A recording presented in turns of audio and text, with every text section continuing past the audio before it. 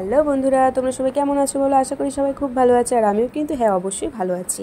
তো এই যে দেখো, তোমরা দেখতেই পাচ্ছ আমি সকাল সকাল একদম সাজুগুজু করে রেডি হয়ে গেছি। কোথায় যাব অবশ্যই তোমাদেরকে বলবো, তোমরা দেখতে থাকো। আর এই যে দেখো, আমি রেডি হয়ে বেরিয়ে পড়েছি, এক ভক্তের বাড়িতে যাব, সেখানে আমাদের নিমন্ত্রণ আছে, তো তাই। তো এই যে দেখো, আমি দিদির বাড়িতে আসলাম দিদিকে ডাকতে, দিদিরাও যাবে। তো দিদিদের যেহেতু হয়নি, তো সাইডে আমার মাসির বাড়ি আছে, মানে পাশে মাসির বাড়ি গেলাম একটু দেখা করার জন্য। তারপরে এই যে আবার দিদির বাড়িতে আসলাম। তো দিদি আমাকে তিলক পরিয়ে দেবে, যেহেতু মানে একটা সেবাই যাচ্ছি, তো সেই কারণে। তো এই যে দিদি আমাকে তিলক পরিয়ে দিচ্ছে। তো তোমরা অবশ্যই দেখে বলবে আমাকে কেমন লাগছে তিলকটা পরে। তারপর তিলকটা পরতে পরতে দিদিকে আমি বলছিলাম হেসে যে তিলকটা একটু ভালো করে পরাস, যেন সবাই দেখে বলে যে না, মেয়েটাকে খুব ভালো লাগছে তিলকটা পরে। তো ওই জন্য দিদিকে আমি বলছিলাম আর একটু হাসছিলাম। তো দিদিও সেই নিখুঁতভাবেই আমাকে পড়াচ্ছিল। দিদি ভাবছিল যে কার পাল্লায় পড়লাম আমি, খারাপভাবে পড়ালে তো আমার রক্ষা নেই, তাই দিদিও বেশ আস্তে আস্তে পড়াচ্ছিল। তো তোমরা দেখতে থাকো। তো দেখো, এই যে দেখো, এখন আমার তিলক পরা চলছে। তো তোমরা সাথে থাকো, পাশে থাকো, অবশ্যই দেখতে পাবে আমরা কোথায় যাচ্ছি, কি করছি বা কিছু। এই যে দেখো, তিলকটা কিন্তু খুব সুন্দরভাবেই পরিয়েছিল। তোমরা তো দেখতেই পাবে, দেখো তোমরা দেখলেই বুঝতে পারবে কত সুন্দরভাবে দিদি আমাকে পরিয়ে দিচ্ছিল। তারপর এই যে দেখো, এবার আমার কিন্তু তিলক পরা কমপ্লিট হয়ে গেছে। এই যে দেখো, আমাকে কেমন লাগছে তিলক পরে তোমরা কিন্তু অবশ্যই কমেন্ট করে জানাতে একদম ভুলে যেও না, না বললে আমি কষ্ট পাবো। তারপরে এই যে দেখো, আমরা চলে যাচ্ছিলাম। আর এই যে দেখো, সেদিন তো এত বৃষ্টির কাদা ছিল, কি বলবো, আমার অবস্থা একদম খারাপ হয়ে গেছে যেতে যেতে। এই যে দেখো, কত কাদা কত কাদা, ওরে বাবারে, এত কাদা পেরিয়ে পেরিয়ে তারপর আমরা যাচ্ছিলাম। আর এই যে দেখো, সাইডে মানে পাশেই ছিল আমার দিদি ছিল, আর এই যে দুটো দিদি ছিল। তো ওই কাদাগুলোর জন্য আমরা একটু পা টিপে টিপে হাঁটছিলাম। আর ওই যে দেখো, দিদির ছেলের অবস্থা দেখো, কতটা কাদা জল পাড়িয়ে পাড়িয়ে তারপর যাচ্ছে। আর এই দিক দিয়ে তো অনেক কাদা ছিল, অতিরিক্ত কাদাই ছিল, যার কারণে আমি এক সাইড দিয়ে যাচ্ছিলাম, সেখানেও ছিল, একটু কম ছিল। এই যে জুতোটা হাতে নিয়ে, তো এবার আমি ব্যাস চলে যাচ্ছি, মানে হচ্ছে কাদাটা পার হব। এই যে দেখো, ভয় পাচ্ছিলাম যে স্লিপ কেটে না পড়ে যাই আমি, তাহলে আমার যাওয়ার একদম 12টা বেজে যাবে। যাই হোক, ভগবান চেয়েছে, আশীর্বাদ ছিল, তাই জন্য হয়তো স্লিপ কেটে পড়িনি। কিন্তু আমার জামাটার মধ্যে একদম কাদা লেগে গেছে, যার কারণে সেই জামাটা আমাকে এক কলপারে গিয়ে সেটা আবার জল দিয়ে ধুতে হয়েছে। তো চলো, আমি যেতে থাকি, তোমরা সাথে থাকো, পাশে থাকো, আর দেখতে থাকো। আর এই যে দেখো, জুতো আমি হাতে নিয়ে তারপর আমি যাচ্ছি। আর দিদিরা কিন্তু অনেকটাই দূরে রয়েছে, কারণ ওরা ওই জলগুলো পেরিয়ে আসছিলো, আর আমি একটুখানি ওই এক সাইড দিয়ে এসেছি, ওই জন্য আমার একটু জল কম ছিল। তারপরে এই যে দেখো, জুতো হাতে নিয়ে এই যে জামা প্যান্টের অবস্থা দেখো কি অবস্থা হয়েছে, একদম কাদায় লেগে গেছিলো, জুতোতেও কাদা লেগে গেছে। আর ওই যে দিদিরা আসছে, দেখো ওদের জন্য দূরে গিয়ে একটু দাঁড়ালাম। তারপরে এই যে গিয়ে, এই যে দেখতে থাকো তোমরা, মানে মেন গেটের কাছে চলে এসেছি। তো এই গেট দিয়ে আমরা পেরোবো, তার আগে আমি পা ধুয়ে নিয়েছিলাম, জামাটা কাদা লেগেছিলো সেটাও ধুয়ে নিয়েছিলাম।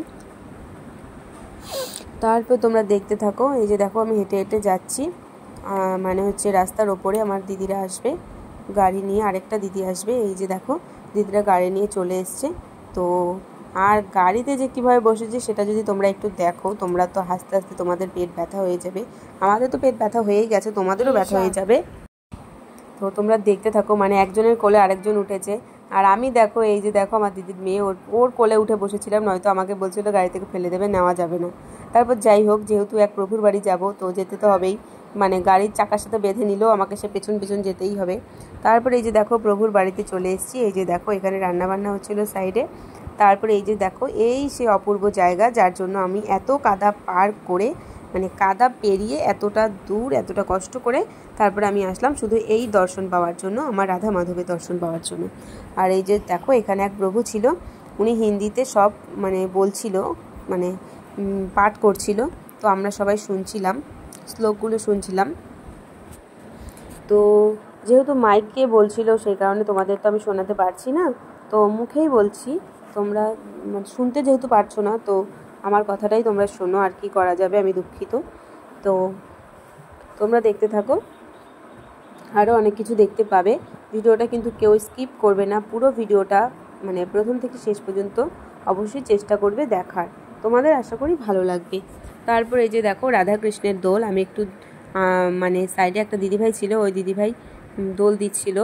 তো দিদিভাইয়ের দোল দেওয়ার পরে আমি বলছিলাম যে তোমরা নিয়ে নাও, তারপরে আমি একটু দোল দেবো।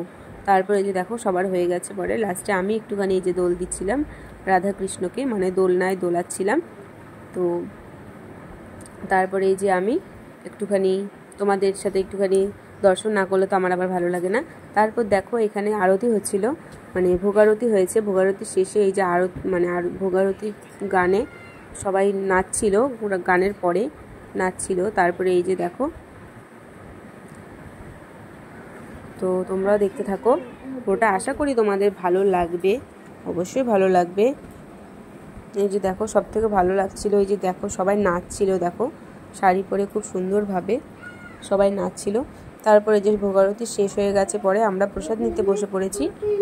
এই যে প্রসাদ নিতে বসার পরে এই যে থালা দিয়েছে, গ্লাস দিয়েছে, আমাদের মানে স্যালাড দিয়েছে, দেওয়ার পর এই যে ভাত দিয়েছে। পরপর দেখতে থাকো, পুরোটাই নিরামিষ ছিল। আর এটা হচ্ছে কলার থোড় বলে, এটাকে মোচা বলে, মোচা বলে। তারপরে এই যে জল দিয়েছে, জলটা লেট করে দিয়েছে, যেটা আগে দেওয়ার কথা একদম লাস্টে দিয়ে দিয়েছে। তো যাই হোক, এই যে দেখো আরও সব ভক্তরা রয়েছে এখানে, তো তোমরা দেখতে থাকো। এই যে দেখো মোচা দিয়েছে, তারপরে যে এটা হচ্ছে থোড়, কলার থোড় ভাজা বলে। তো তারপরে যে আমি মেখে খেয়ে নিচ্ছিলাম, মানে মাখছিলাম খাবো বলে। আরও কি দিয়েছে তোমরা দেখতে পাবে, কি দিয়ে আমরা সেদিনকার মানে অন্ন সেবা করেছে। এই যে দিয়েছে হচ্ছে চন্দন, মানে ডাল, যেটাকে চন্দন বলা হয়। তারপরে যে অন্ন সেবা করছে সবাই। এই যে এখানে দিয়েছে লবণ, মানে চিনি বলা হয় লবণটাকে। আর এখানে ছিল আলু পটলের তরকারি, পুরোটাই নিরামিষ, এখানে পনির ছিল। তারপর সব শেষে ছিল চাটনি